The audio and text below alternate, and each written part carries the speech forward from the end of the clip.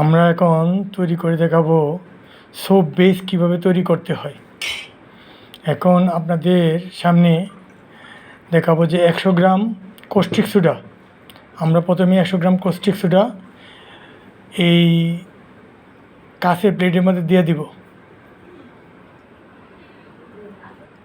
Caustic soda এই যে দিয়ে দিছি আপনাদের সামনে, ওই যে কাঁচের জারের মধ্যে 100 গ্রাম কস্টিক সোডা দিয়েছি। তারপর এখানে 100 গ্রামের মধ্যে আমরা 300 গ্রাম পানি দিয়ে দিব। 300 গ্রাম পানি দিয়ে দেব। চামচ দ্বারা এটাকে ভালোভাবে নাড়বেন, কাঠের চামচ হলে ভালো হয়। কাঠের চামচ দিয়ে ভালোভাবে নাড়বেন, নেড়ে তারপর মিশাবেন। মিশানোর পরে তারপর এটা রেখে দিবেন এবং একটা কমলার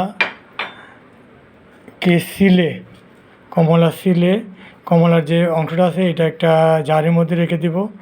রেখে দেওয়ার পরে আমরা আবার 300 গ্রাম নারিকেল তেল এবং 300 গ্রাম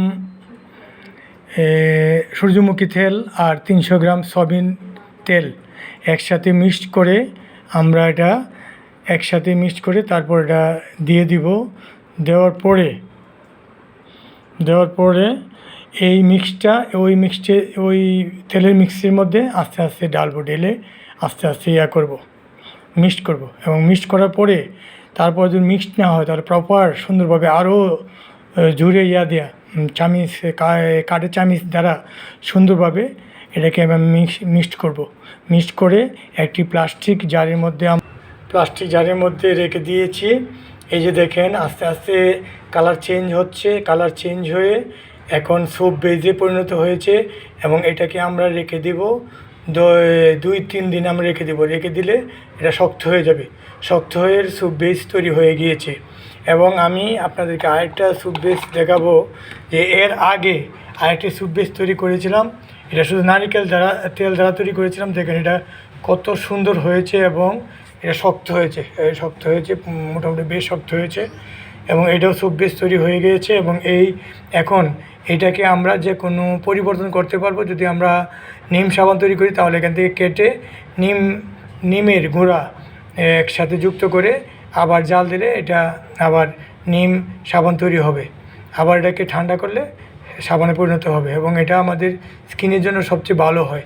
বাজারে যে সাবানগুলি আছে এই সাবানের চেয়ে আমরা যদি ঘরে তৈরি করি এই সাবানগুলি ব্যবহার করি তাহলে এটা খুবই ভালো হবে। এবং এটা আমরা 10-12 দিন পরে আবার এটার মতো শক্ত হলে তখন আমরা এটাকে কেটে আবার নিম, অ্যালোভেরা এবং গোলাপের পাপড়ি মিশ্রিত সাবান তৈরি করব।